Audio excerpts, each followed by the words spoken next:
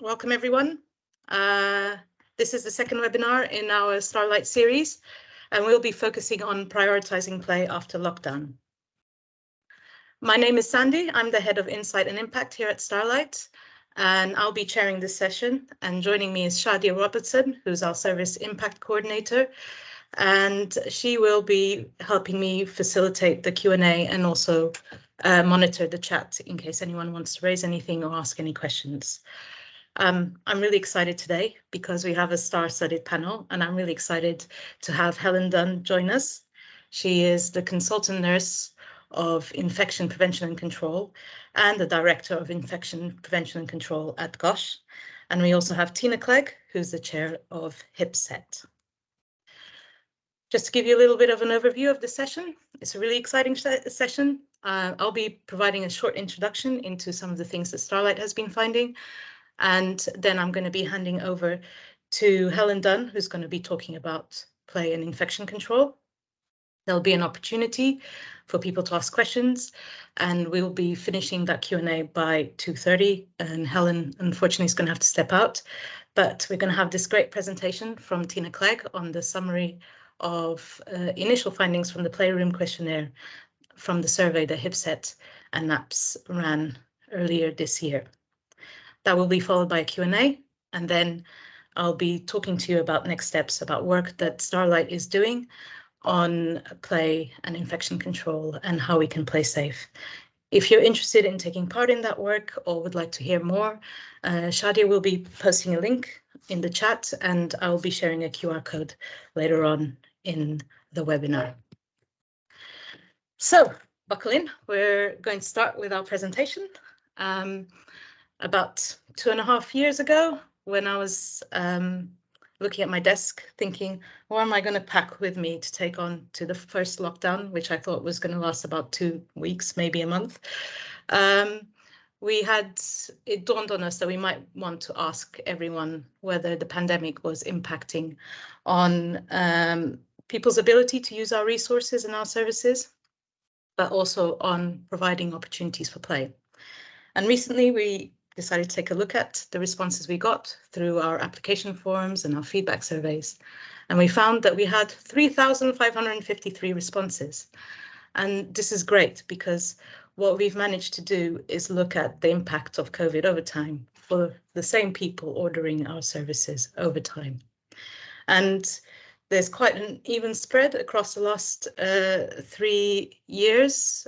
And what we found that, obviously when the pandemic first happened and we all went into lockdown and things like that, there was quite a significant impact on everyone's ability to use our resources and create those opportunities for play in hospital and in healthcare settings. And that has slowly decreased over time. So whereas 2 years ago, on average, it was about 60% of people ordering our services, there was that impact. Last year, it was 50%. This year, it's 40%. But it's still a big number. It's just under half of people still find that is happening. But what we found interesting is when we do speak to people, a lot of health professionals do tell us that it's not that the pandemic is no longer having an impact on creating those opportunities for play. It's actually that this is the new state, this is the new normal, and this is how things are happening now, and therefore they don't recognize it as an impact. When we went through all of those responses, we also had kept an open text box to ask people what kinds of impacts did the pandemic have. A lot of people talked about cleaning, toys, single use for toys, playroom closures and restrictions. But underpinning this and the precursor to that was infection control. And it was very clear that this is a good opportunity for us to also kind of take a step back and think about how can we play safe and what role does infection control have on play in hospital and healthcare settings. And I am therefore so excited to have Helen with us today. She's done quite a bit of work on this and will be talking to us about the work she's been doing in this area. So I'm going to hand over to Helen, and yeah, very excited about this presentation. Lovely. I wouldn't go as far as a presentation. It's just a few slides with my thoughts on, but I will try and just give you some context. It came up on my Facebook memories today that 4 years ago with the RCN, we led an online chat actually about toys and infection control and healthcare, how we would clean toys and stuff. So it feels like this work has kind of been going on forever. But I will take you through kind of our stance, well, my stance, I guess, rather than our stance, but also Great Ormond Street's stance on play and infection control and some of the work we've been carrying out, maybe probably over about the last 5 years, to try and understand how play and infection control can support each other. So if you could just nip to the first slide for me. There's only 6, so it won't take very long. Perfect. So I've tried to, I'm probably preaching to the converted here, but I try and always start with this because we would always give this presentation to infection preventionists as well as you know, play workers and other people. I think the things that I've learned about play since working at Great Ormond Street, and I've been there about 10 years now, but certainly interested in paediatric infection control for a lot longer, is that play is a huge part of child development. And actually, as nurses, as healthcare professionals, as people working within hospitals, we've got to acknowledge that play is how children learn, it's how they learn their social normals, and it's how they express their emotions. So I think that's something that's been really key, and we've worked quite closely with the play team at Great Ormond Street to try and really understand how we can support play and make sure that every child has a right to play, because I think that's hugely important. And I think part of the work that we need to do now is to make sure that's fed across the healthcare system, so it doesn't just happen at specialist paediatric hospitals. So I think within healthcare as well, though, play is super important, because play is often how, you know, we explain procedures or treatments. I can remember my child had like quite severe glue ear, and his hearing assessment could only be carried out through play. That was the only way that, you know, we could find out that he had a hearing loss, because, you know, he couldn't press the button. He didn't have that kind of understanding at that age. It's super helpful for distraction, and certainly I know that's a lot of where our play specialists are used within distraction for children before surgery, before treatments, and it can also help children express how they're feeling, which is super important as well. So if you just go on to the next slide for me, if that's right, Sandy. I thought I would try and explain some of the conflicts that kind of sit within infection control, and why sometimes there's this perceived, I guess, conflict between play and infection control, because infection control is huge. And I just use this slide just to kind of show you how much an infection control team has to do, not to say that, not to use it as any excuse for not advocating play, but just to try and understand some of the complex things that infection control teams are dealing with. On a day-to-day basis, if we just start in the top right-hand corner, they'll be dealing with all the results that come in from the laboratory, finding children who have got antibiotic-resistant organisms, advising on their isolation to prevent other children having those organisms, or, you know, being at risk of transferring them. Also the same, very differently in paediatric infection control with the acute viruses. So children are much more prone to have respiratory or enteric viruses, so gut viruses, and we know that if they come, they spread quickly. So we often have to give advice on that. And understanding kind of like the population of your hospital, so the epidemiology, if there's lots of different things going around, then understanding what that looks like and what the advice would be. Quite a lot of information on education and research. I don't think enough is really done in paediatrics around it. The majority of infection control sits within the adult setting, with most infection control teams at district general hospitals being focused on the adult care, and sometimes, and this is not across the board, but sometimes not always understanding the differences between paediatrics and adults and acknowledging that. Obviously making sure that all the equipment that's used, because unfortunately, whether it's play equipment or you know, medical equipment, we do need to make sure it can be cleaned. That doesn't mean it can't be used, but we do need to make sure things can be cleaned. Understanding our staff health, dealing with the environment. So obviously a lot of our environment is focused on toddler height rather than perhaps, you know, adult height. So we think about how the floors are clean, how the play mats are cleaned, the places where children are going to interact, rather than in a traditional cleaning survey, the infection control team would look almost from the waist up and consider those areas high touch points, things that are touched frequently. It looks quite different in a paediatric ward. And lots of different things around theatre, you know, sterilisation, cleaning different things, tracking them. And the whole purpose of the whole programme that's put in place, which is quite extensive, is obviously to reduce hospital-acquired infection. But the bit that's super important at the top is the set of scales, really, I think, because what they're trying to do is, as well as in a perfect world, someone once described to me, you would have a single-use hospital. So you would have a single-use patient, a single-use healthcare worker, everything would be single-use. That's the only way that you can have no risk present. But of course, we don't live in that type of world. So we have to balance the clinical needs of what the child needs across the financial needs of what's possible.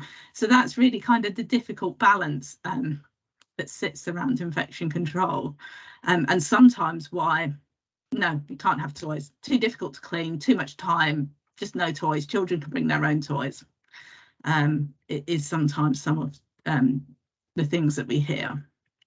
Can you flip to the next slide for me? And then I thought I'd break it down into just thinking about the challenges before the pandemic and then kind of where we are now. So I think we'd be naive to think that the pandemic is the only thing that has caused this. So 4 years ago, we did a survey with the RCN and people were being told to close their playrooms, get rid of toys out of waiting rooms, all kinds of things. And that was really about, at the time, coined the CQC. You know, we can't demonstrate that we can clean these toys, therefore just get rid of them. And that's absolutely not what the guidance says at all. But there was really no guidance as well, and there was no forms of risk assessment or other things in place. I think there was kind of a general lack of guidance anywhere about how play could be supported by infection control, how you could do risk assessments. So we set up this working group, as I talked about earlier, at the Royal College of Nursing to try and look at this. We did a survey, we did some chats online, where we got in touch with various different people from your profession and tried to understand kind of what the challenges were, what people were being told in practice. We did draft some guidance that is due to be released soon. When it does come out, I'm going to have a glass of champagne because it's been a long time coming, because it's been delayed due to the pandemic multiple times. But essentially that guidance talks about how infection control should support play, but also the role of play, understanding the role in the infection control risk assessment, so how we can both work together really, and that should be out very soon. If you flip to the next slide, which is mainly the last one, and I think it's probably important to acknowledge where we are now. I mean, as Sandy already showed, the pandemic's had a huge impact. You know, we did close all of our playrooms, we closed all of our spaces just about at Great Ormond Street, and I'm sure it was the same in many other hospitals. The only play that was provided was one-to-one play, essentially. There was some play that was facilitated online. I do think it's given us some opportunities for things like that, because there will be some children where certain mixing will just not be appropriate, like bone marrow transplant children or those type, but you know, those children are few and far between. But some of the opportunities the pandemic's given us for them, we can take forward. Obviously, at the time we had our playrooms closed, schools were closed, everything was closed, and those times where children have the opportunity to play and learn really were limited. Where we are, I can talk about where we are, and I'm happy to. So we've reopened our outdoor spaces. They opened recently, but actually from an infection control perspective, we were certainly happy for them to open at Easter this year. The delay actually wasn't us for once, but those spaces are now open and children can mix there. We've got plans to reopen our playrooms, but I think the difficulty, or the difficulty that we find ourselves in at the minute in IPC, is about how to do that safely, because we understand children need to play together. And you know, we've had it's also important to say, since the beginning of the year, we've allowed siblings have always pretty much for most of this year been able to visit the trust and spend time with their families, and we had it so that potentially playrooms could be booked for the whole family unit. So if they needed to get out the cubicle, they could go and spend some time in the playroom if that was possible with the play workers. and then that room would be clean. So we had kind of single families using playrooms, but we want to open them so children can interact again. But at the same time as we do that, we need to make it clear to families, and that's what we're doing, because it's become the norm for them that they haven't had to make that risk assessment as a parent, that they're happy for their child to mix with others in healthcare settings, where we know the risk of infection is slightly higher.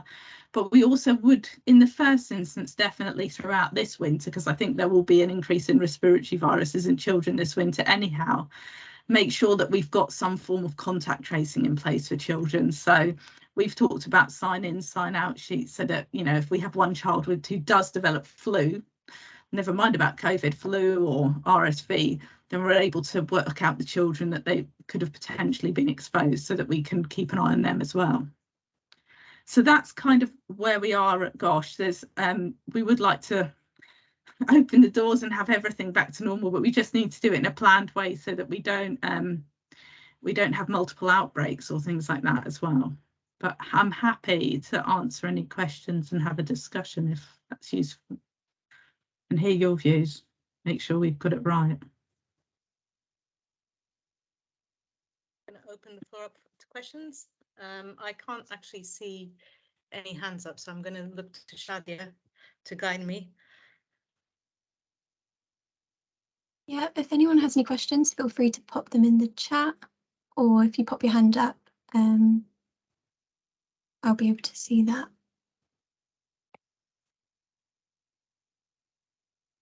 Whilst we're waiting for questions, I've got one, taking advantage of my role as chair. I was wondering, as you're opening up all of these little spaces, is there particular things that you're noticing, that you're learning as you go along, that you think it's important for others to consider if they're going to go through the same processes? I don't think we've got there quite opening them up at the moment. So I think because we want this sign in, sign out sheet business, it does make things a bit more difficult, because it almost, we're trying to sort of view it as an opportunity to almost call it, I guess, something like, I think what Luke had coined is something like playtime, or, you know, really making the most of the opportunity to play, but also at the same time trying to think of a way to get some of the nursing staff involved, because I think there's plenty of benefit to show that healthcare workers who take part in play have a different, well, have much better well-being and other things. So we were going to go for an old-fashioned sheet of paper for sign in, sign out. That would be the day, and families would, you know, essentially sign in their child as they went in and their child as they left, with the time in, time out. So we were just going for sheets of paper in the first instance. I'm sure there could be a more sensible way of using QR codes or something. Now there's loads of questions. Someone's got their hand up though. Yeah, we have Michelle Mary. Speak. My biggest worry is that maybe the staff aren't quite cleaning as well as we should be. How do we get through to, because I'm the only play specialist on my ward, so how do I get through to the staff that they need to clean as much as we need to clean? So when I'm not here, for instance, I'm not 100% sure how well the toys are being cleaned. I know that sounds awful, but yeah, so I think there's two ways you could go about it. I mean, you could link in with the infection control team, and certainly, I mean, most places have those Clinell wipes that are used for kind of surface decontamination. So I mean, certainly kind of like a session on how to clean is helpful, because it's helpful for everybody, because, you know, when you're using medical equipment, still there's a certain method to it, S-shape, and how many wipes you use per toy, how often do you change, same with medical equipment. So something on how to actually make that assessment. And then I think within the back of the toy guidance that we've got coming out, we've certainly got kind of a cleaning log would be the right word, so an opportunity so that you could log the cleaning that took place. So I think having something like that set up, or some system that worked in that way, would be useful. okay, lovely. It's not perfect, I mean, but the thing is, and the other way that we also explain it is, because I hate those I am clean stickers, I've got a bit of a thing about them, because an I am clean sticker doesn't tell you that anything's clean, it just tells you the date that it was cleaned. So the other option that you could go for is actually that you ask staff to clean equipment before they hand it to a child. So they clean equipment, let it dry for 10 minutes, and then the child has the equipment if it's sort of in single rooms and stuff. It depends how you think people would best respond to it in the environment. Okay, thanks. And we have 2 more questions in the chat. I'll go ahead and read out the first one. So, how would you envisage a sign-in, sign-out system to work? Would that enable you to have more than one child playing? Would that require a risk assessment prior to that? Yeah, so I think the risk assessment for us is quite simple. So we would have a risk assessment that the child wouldn't have colonisation alerts, so something like MRSA or a highly resistant gram-negative, those type of antibiotic resistant organisms that can spread in the environment. They wouldn't have an acute infection either, and they wouldn't have, at the moment we only use it for COVID, but we wouldn't say, for example, a child whose sibling at home had COVID, we wouldn't obviously allow them to mix with others for the 10 days. I have to say in all of this, the one thing I forgot to say is Gosh is very lucky. We have the majority of our hospital, 85% is cubicalized, and I realise that's not the same in general paediatric wards. So I should probably just pre-rehearse myself with that. But so our idea of children coming together to play is quite important, because otherwise they don't get that socialisation from others. They just only have adult interaction. So they would not have any of those risks present. I think it's important that as we open the playrooms, we give the families the opportunity to understand that you know, their child may well be with another child. We will risk assess children before them going in there, but there may be times that there's an increased risk. Yeah, and then they would sign in, sign out, and the whole idea for us is to enable that socialisation that I don't think the children get, certainly at Gosh, within the single cubicle. Thank you, Helen. I think we have 2 more questions, but I think I could possibly try and combine these into one. So the questions are about that children are able to mix outside of the ward, so they can mix in communal areas, within other wards, in the cafeteria, without any kind of tracking. So what is the difference between that and the playroom, and how would we go about controlling the risks from those environments? So I think we can't control. I mean, it's the same with some of our children. They'll go out and they'll play in Coram Fields, which is kind of the local park if they're well enough to go out, or they could go to the canteen with their families and play with their child down there. I think to a certain extent we can only control what we can control, but when we know that there could be an increased risk, we've almost got a duty of care to make sure that we're at least considering it and giving an option about it. So that's certainly how we view it anyhow, that, you know, if you're facilitating play and inviting children into those spaces together, it's something that we're doing as people that work for the hospital within the environment. We're providing that service almost. Then we've got a duty of care to make sure we minimise harm to those children, I think is how I would view it. Thank you, Helen. We just had one more question pop up. So we are lucky enough to have POC testing on the ward and can have a full viral panel done. Some patients are cohort nursed. Do you think that it will be safe for those children to be in the play area together? Depending what virus it is, provided that they can the equipment can be cleaned, and we kind of have 2 situations that happen. Either there's no play, or there's so many play resources in the playroom that it's quite a difficult environment to clean sometimes. I don't know, that's kind of, I've seen different things in different places. It's either sparse or, you know, you've got so much in there because you want to reserve it. So I think if you have got cohort nursing, or you have got children that are, there was something earlier about children mixing on the wards, and you know that absolutely happens at DGHs because children are within bays. I think if you've got children within those bays, you could allocate times within those, you know, I don't know, bay 1 would have the playroom from 2 till 4. I'm making it up because these times aren't all suitable for children, you know. Bay 2 would have it from 6 till 8 or something. You could do those things and facilitate play because they're all exposed to each other anyhow, and probably play within the, you know, the rooms anyhow. So I don't see why that couldn't happen. It's just about making sure that you can clean the playroom afterwards, and that kind of you haven't got everything out. Otherwise it turns into all you do as play specialists sometimes, from what I can gather, is spend your time cleaning. You're sort of expert cleaners. Thanks, Helen. I don't think we have any more questions in the chat, and I can't see anyone with any raised hands at the moment. Thank you so much, Shadia, and thank you, Helen, for your presentation. That was wonderful. And yeah, if anyone has any other questions, please pop them in the chat and we'll do our best to respond, or we might contact you, Helen, forward questions to you as well. But I just wanted to give a round of applause to Helen for your presentation. That was brilliant. Thank you so much.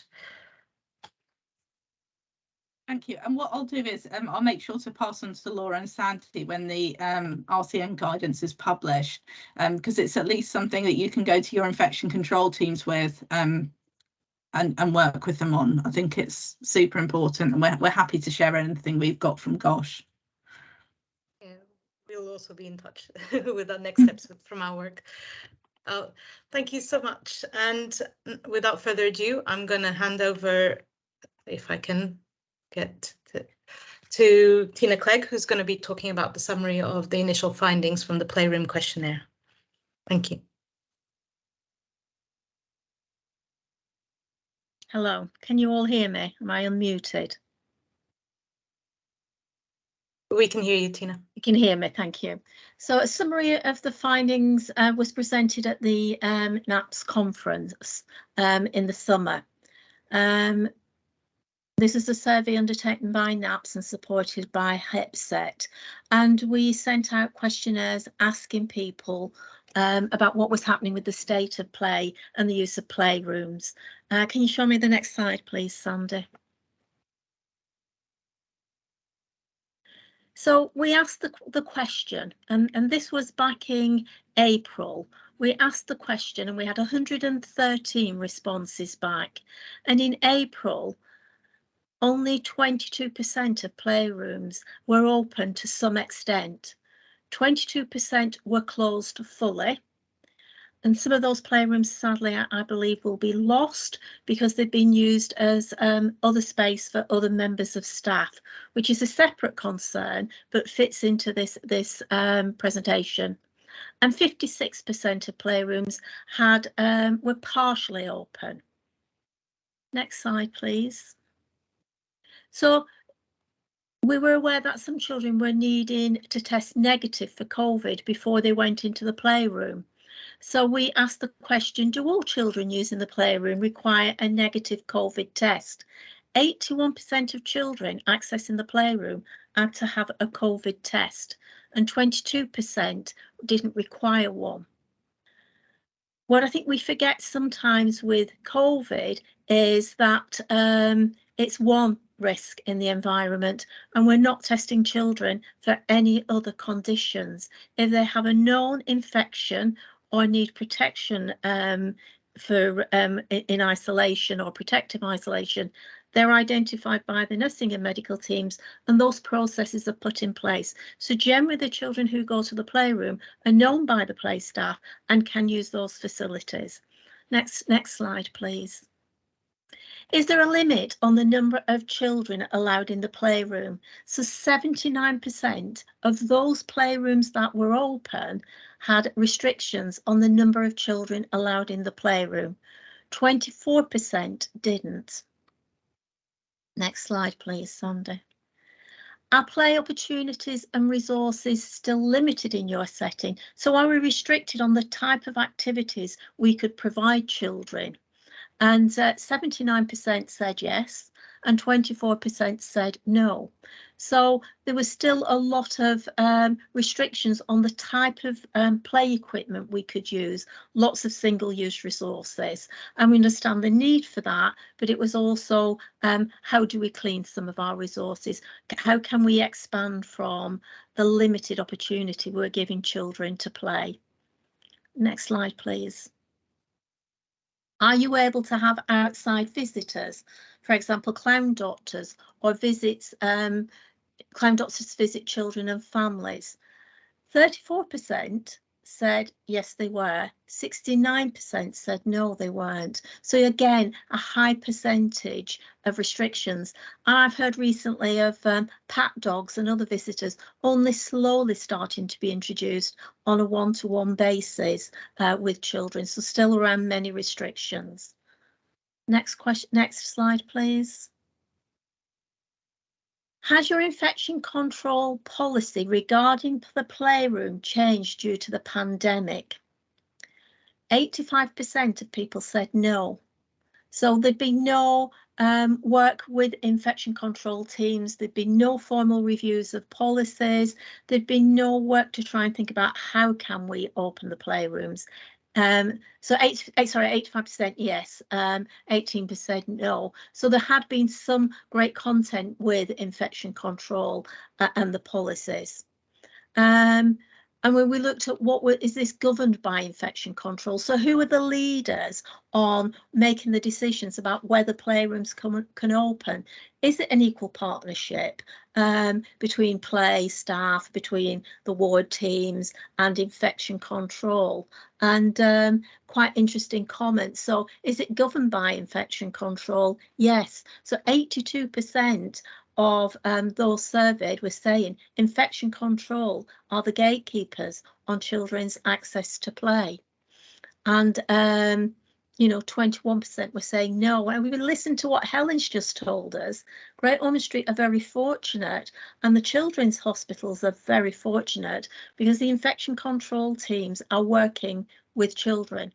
Those in the district general hospitals find themselves at a disadvantage because they're not often working with infection control in the same way that they are in the children's hospitals. So that's an area of concern as well.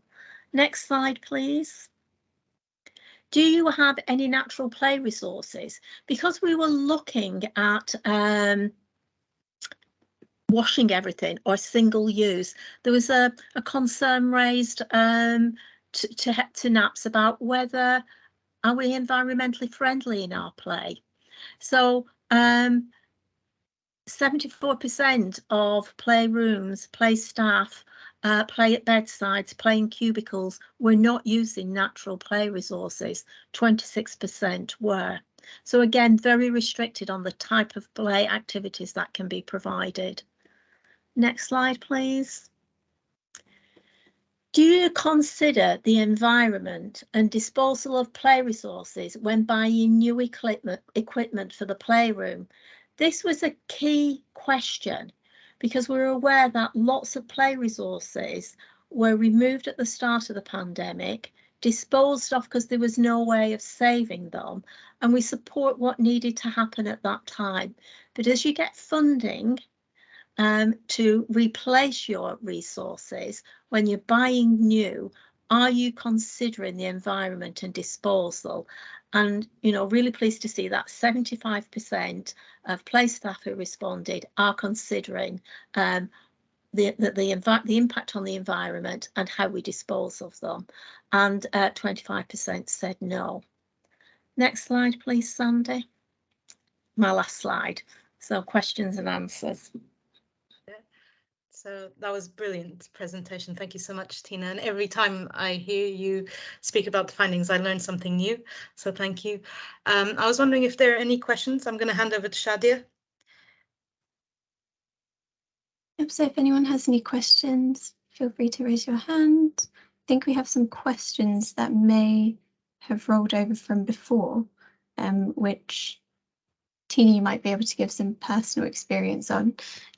But one of the questions says, in the US, even before the pandemic, there was a movement to not use paper items, for example, books and board games. Is this also happening in the UK?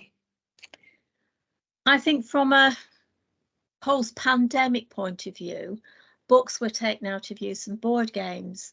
But I think we've got to look at that and look at our board games and see whether we can laminate them, see whether we can cover them in plastic, see if we can make them watertight and washable, see if we can purchase equipment that's to that standard.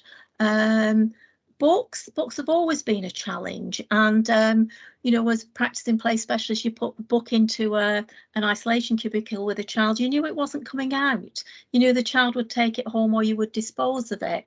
So I think books are an important commodity that children should touch and handle and look at books. But it might be that we have a range of books and they become single use. We shouldn't remove them, and we shouldn't remove board games, because yet again we're restricting what some children need, how some children play, about the what we want to do with them. And books are a great source for the play specialist, as are board games. So I think it's how we adapt them to suit the situation. Thank you, Tina. We have another question and then we have a hand up. So I'll just go to the chat first. So there's a question about how you reached those calculations. So did you ask for responses from individual trusts or individual play specialists? So for example, could you have received more than one response from an individual hospital? We asked individuals, so we opened it up so everybody could comment. So yes, there may have been, and we anonymised it so people could give a view, because even within a hospital, you know, a larger hospital, you can have different responses depending on which area they were working in, whether it was outpatients or whether it was a ward area.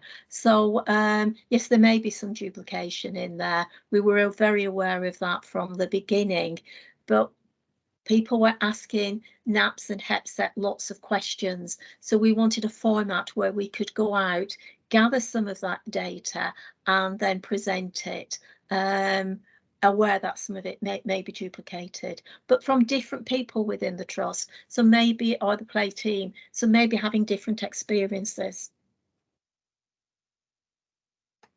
Thanks, Tina. We have a hand up from Sarah. Hello. Hello. Yes, just going along with what Tina was saying, I think also it's a calculated risk with books, really, and as Tina also said, with each individual trust. But I think when we're balancing out that risk, it's important that children are accessing now books in the library, at school, in the nursery, etc. And I think, you know, we'll be calculating that risk with children that are in cubicles coming from a general hospital, but certainly out on the wards and things, we are just limiting the number to the children that are there, and then we're getting a good influx of sort of new books and things from various locations, and we're allowing the children to then sort of take them home. Or maybe at the end of the week. And engaged with Joe. She spoke about what I'm planning to have on time. I'm sorry, somebody's got their microphone on, so we can't hear what Sarah's saying. Do you mind? Would everyone just switch their microphones off, please? Thank you. Sorry, Sarah. I was more or less finished. I was just sharing, really, I suppose. I'm sure everybody's doing a very sort of similar thing. But it's just that the frustrations that certainly we find is this calculated risk of children who are now mixing in the community and at school and so on. And we're finding it very frustrating when we know that the children aren't infectious. They might be our sort of routine, chronically sick, etc., that are living with their illness. And they're keen to access books and stories and so on. It's challenging for us all, I know. Could I just ask a question? Does anyone have any examples where they've been able to make this happen, or were able to navigate the guidance? No, for us, we've just tried to access sort of local groups and things like that, where we've got sort of paperback books that the children can be given and taken. And I suppose it goes back into that single use thing where you're either laminating, like we just separated our Where's Wally books and we laminated them, and the same with our board games, as I'm sure everybody's done the same, really. And then we're able to wipe them over and reuse them. And we have a selection of those single-use things we put in a plastic basket and so on. And it's the same sort of with the book. We just tend to access bookshops and Tesco's and places like that, and the children are just taking them away with them. And would any electronic devices mitigate against something like that? Like, for example, having a Kindle or a tablet that has books on it? Yes, yeah, but certainly for us, it's the low budget that we have with things like that, really. And I don't know, there's something about a book, turning the pages, sitting on somebody's lap or beside them, and having the fun of sort of accessing that. Thank you. Do you have any other questions? Thank you for sharing, Sarah. We have a few comments and maybe somewhat of a...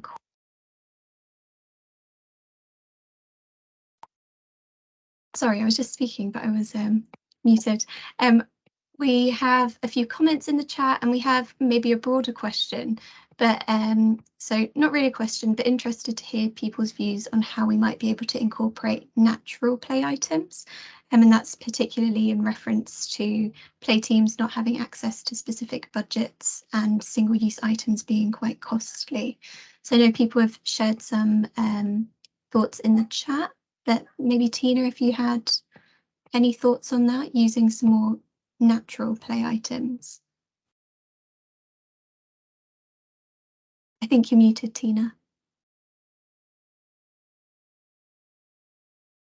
I think we have to look at what we used to use and question, what do we want to use with children? What is the play value?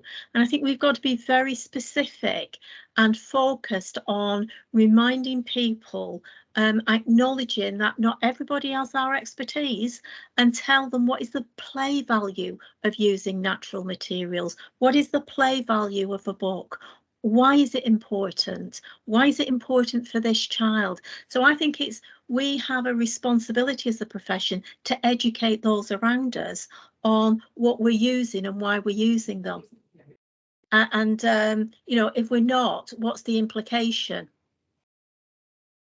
So, you know, if we can't use, I was discussing with somebody that they couldn't use food play with a child who was had some food aversion because it wasn't allowed under COVID. Give me the link, provide me with the evidence. We feed children off the trolley, we feed people out of the kitchen, children and families. So why couldn't we use food as a play activity for a very specific reason with a specific aim for a child? So I think we have to start to question and ask other people to say why. If they say, no, you can't, I think we need to question why, but we need to give them the play value and that there isn't an alternative resource. Children are accessing everything they need in the wider community, as has already been stated. We've been told we have to learn to live with COVID, and I appreciate that. But we're not stepping up with children's play. It's lagging behind, and we need to focus on what is the value of play. Why do I need to have that activity in my toolbox? What are children missing out on? I think that's really, really important. Looking at some of the questions, confusion that different hospitals are using different systems, different wards within hospitals are using different systems. So we have to be clear about why. Why is it that, you know, on this unit you can use that, but on that unit you can't? And there may be a justifiable reason.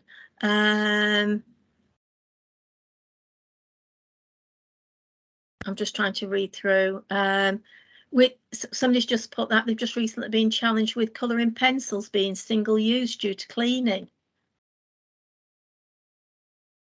Gosh, a discussion how can quarantine single use items such as board games and puzzles, etc., be used on a risk assessment?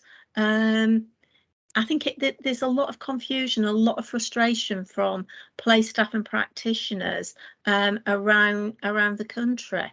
And I think a lot of, you know, It was really good to hear from Helen, because she demonstrated a really good example of how infection control and play can come together, and how demonstrating that impact that you're talking about, Tina, really has and makes that difference, and how important it is to demonstrate that importance of play in this setting, and how we can think outside the box as well, and have that versatility. And as Helen said, we need to have a robust system that says what's been cleaned. You know, so we need strong cleaning policies, and I welcome the ICN guidelines, particularly if it says there's an impact on the resources we use and the frequency we use them and the single item use, because as we know, most play teams don't have a budget.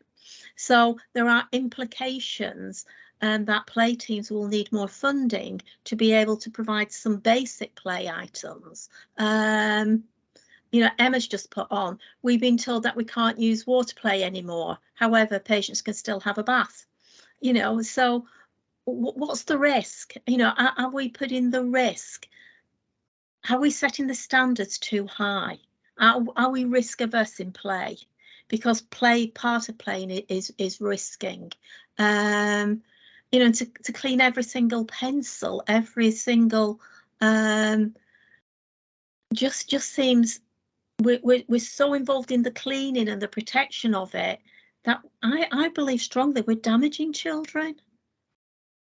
Because, you know, if you can't have pencil and paper, if you can't sit at the table and share that, you can sleep in the same bay as somebody, you can, you know, eat your meals in the same environment, you've got a line around your bed, you know, you've got limited spaces you can move into, but you can't sit at a table together and share a pot of pencils and some paper and talk and play and do some very, very, very basic play. But that opens the door for lots of others. We seem to have got ourselves in a little bit of hole here, and I'm not sure how we dig ourselves out.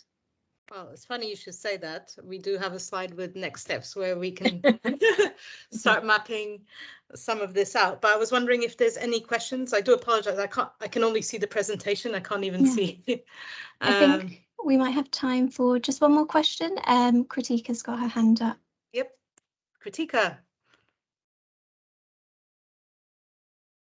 Thanks, Sandy. Such an interesting discussion. And Tina, I share your frustration. I can hear it in your voice. The issue is, what can we do? And I'm looking at us collectively as a group of people, both at Starlight as practitioners, who really want to ensure that there is more opportunity for play in health settings.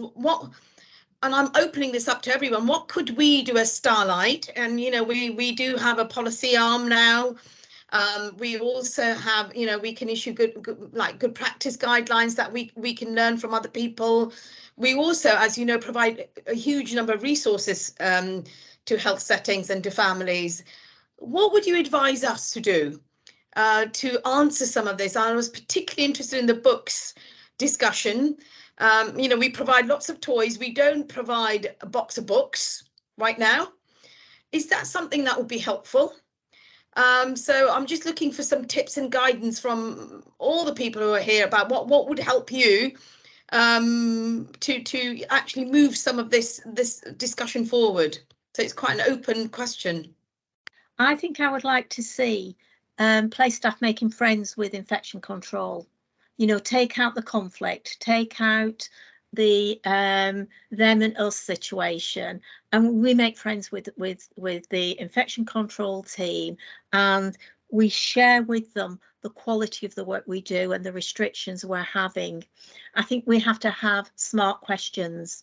I think we have to say, and one of the questions I have, and I'm not asked in the right environment, what restrictions are happening to adults in hospital?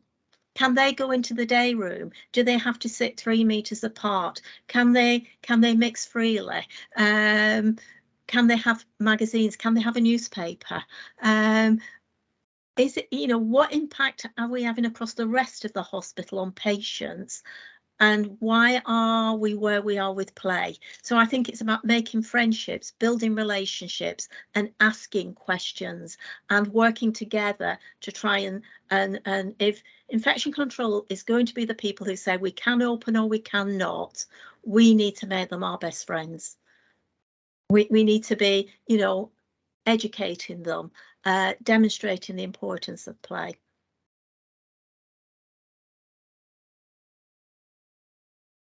And I think I'm going to critique ask a very pertinent question.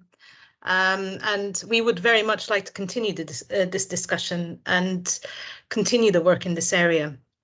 And there's a lot of plans that we have in terms of building that evidence and building that understanding around how we can play safely in healthcare settings and in hospitals.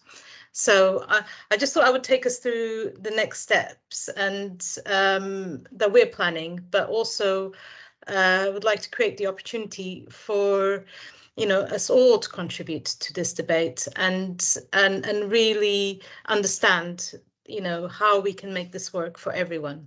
So in terms of things that we're planning to do, we would like to conduct a literature review on all the developments that have happened since the pandemic began. But we would love to have further focus group discussions and discussions with yourselves and with children and young people that you work with to understand about what your experiences are like. What are those barriers?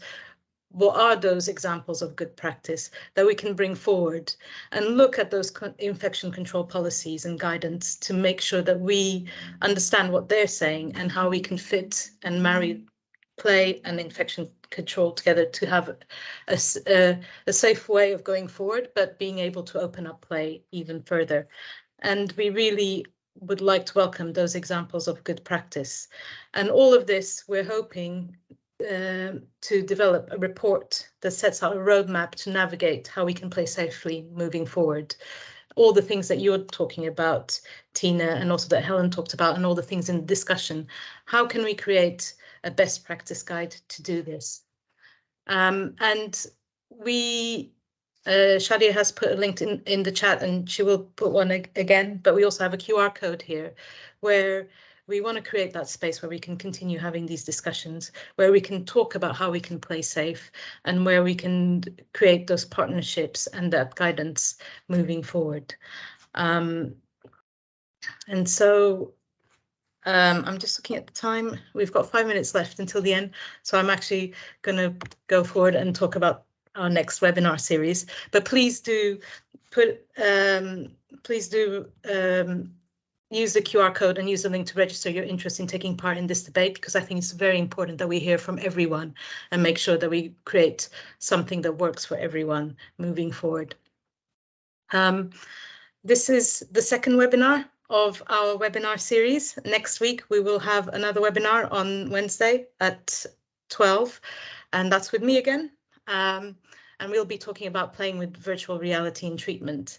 And this is the outcome of a piece of work that Starlight has done with Leeds Children's Hospital that we've now expanded to 4 more healthcare settings.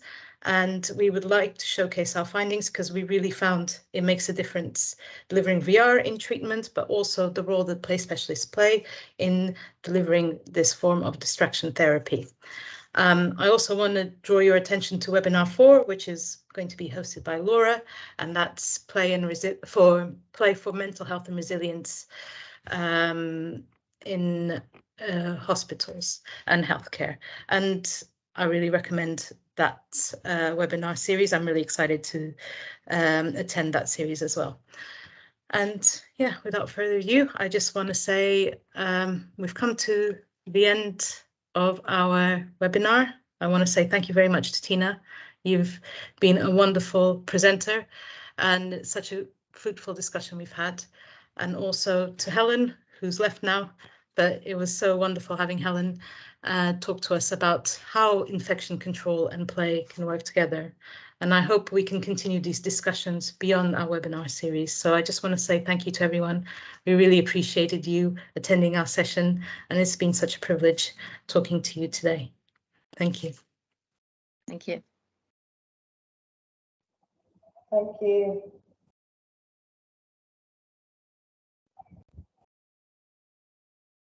Thank you.